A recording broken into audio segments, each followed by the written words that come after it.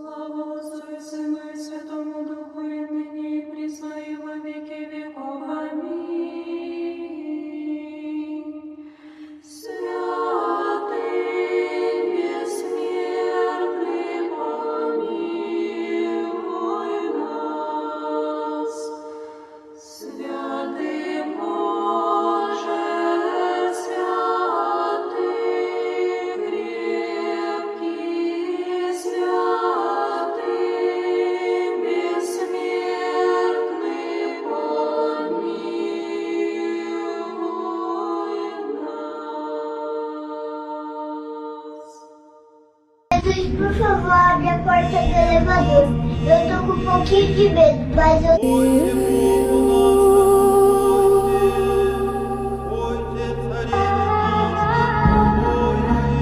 Выпьем